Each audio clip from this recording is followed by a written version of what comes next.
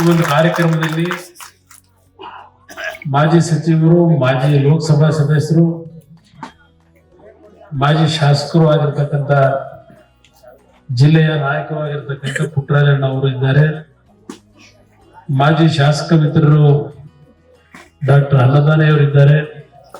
ನಮ್ಮ ಜಿಲ್ಲಾ ಘಟಕದ ಅಧ್ಯಕ್ಷರು ರಮೇಶ್ ಅವರಿದ್ದಾರೆ. ಹಾಗೂ ಎಲ್ಲ ಪ್ರಮುಖ ನಾಯಕರಿದ್ದಾರೆ. ಎಲ್ಲರ ಹೆಸರನ್ನ ಹೇಳಕ್ ಹೋಗಲ್ಲ, ಅನ್ಯತ ಭಾವಿಸ್ತಾರೆ.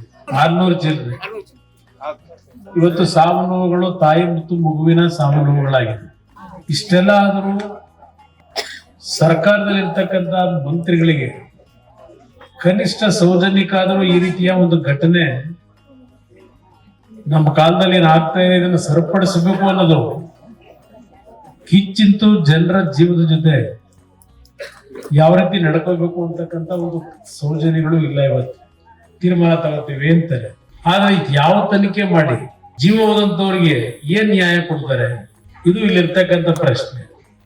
ವಿಧಾನಸಭಾ ಕ್ಷೇತ್ರಗಳೇನಿದೆ, ಇಲ್ಲಿ 7 ವಿಧಾನಸಭಾ ಕ್ಷೇತ್ರ ಮತ್ತು KR ನಗರದ ವಿಧಾನಸಭಾ ಕ್ಷೇತ್ರ, 8 ಕ್ಷೇತ್ರಕ್ಕೆ ಏನ್ ಇಲ್ಲಿ ಬಂದಿದಾರಲ್ಲ ಮೊಬೈಲ್ ಡೆಂಟಲ್ ಕ್ಲಿನಿಕ್ ಅಂತ ಇಲ್ಲಿ ಬರ್ಕೊಂಡವ್ರು ನೋಡಿ, ಮಕ್ಕಳ ಸಂಘದ ಬೇಕಂದ್ರೆ ಮೊಬೈಲ್ ಮೆಡಿಕಲ್ ಮೊಬೈಲ್ ಕ್ಲಿನಿಕ್ ಅಂತ ಹೇಳಿ ಎಲೆಕ್ಟ್ರಿಕ್ ವಾಹನಗಳು ಈಗ ಬರ್ತಾ ಇದ್ದಾವೆ, ಬಸ್ಗಳು.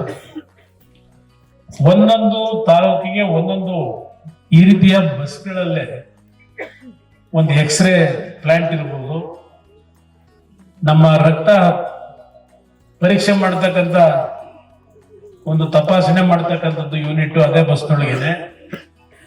ಮತ್ತೆ ಡೆಂಟಲ್ ನ ಪರೀಕ್ಷೆ ಮಾಡ್ತಕ್ಕಂಥದ್ದು, ಕಣ್ಣು ಪರೀಕ್ಷೆ ಮಾಡ್ತಕ್ಕಂಥ ಸೆಟಪ್ ಮಾಡಿ ಕೇಂದ್ರ ಸರ್ಕಾರದ ಒಂದು ಸಹಭಾಗಿತ್ವದಲ್ಲೇ ಒಬ್ಬರು ಡಾಕ್ಟ್ರು, ನರ್ಸನ್ನು ದಿನಕ್ಕೆ 20 ಗಂಟೆನೂ ಕೆಲಸ ಮಾಡ್ತಕ್ಕಂಥದ್ದಕ್ಕೆ ಬಸ್ನಲ್ಲಿ ಒಂದೊಂದು ತಾಲೂಕಿಗೆ ಒಂದೊಂದು ಬಸ್ ಅನ್ನ ಕೊಡ್ತಕ್ಕಂಥದ್ದಕ್ಕೆ ಒಂದು ಮೊನ್ನೆ ಚರ್ಚೆ ಮಾಡಿದ್ದೇನೆ 3 ದಿವಸದಿಂದ.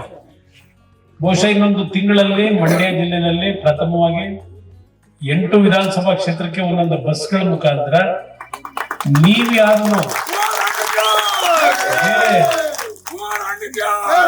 ನಗರ ಪ್ರದೇಶದ ಆಸ್ಪತ್ರೆಗೆ ಹೋಗಬೇಕಾಗಿಲ್ಲ ಜನ. ಯಾಕೆಂದ್ರೆ ಮಳವಳ್ಳಿ ನನಗೆ ರಾಜಕೀಯವಾಗಿ ಪ್ರಥಮವಾಗಿ ಜನ್ಮ ಕೊಟ್ಟಿರತಕ್ಕಂಥದ್ದು ಇದು ಒಂದು ಕ್ಷೇತ್ರ.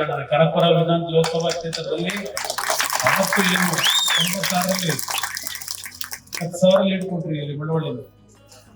ನನ್ನ ಜೀವನದಲ್ಲಿ ಮರೆಯತಕ್ಕಂಥವನಲ್ಲ. ರಾಜಕೀಯವಾಗಿ ಜನ್ಮ ಕೊಟ್ಟಂತ ಒಂದು ವಿಧಾನಸಭಾ ಕ್ಷೇತ್ರ ಇದು ಸೇರಿರ್ತಕ್ಕಂಥ.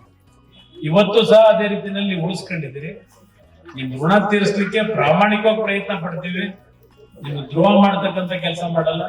ನಿಮ್ಮೆಲ್ಲರಿಗೂ ಭಗವಂತ ಒಳ್ಳೇದು ಮಾಡ್ಲಿ ಅಂತಕ್ಕಂಥ ಪ್ರಾರ್ಥನೆ ಮಾಡಿ ನಾನು 2 ಮಾತು ಮುಗಿಸ್ತೇನೆ.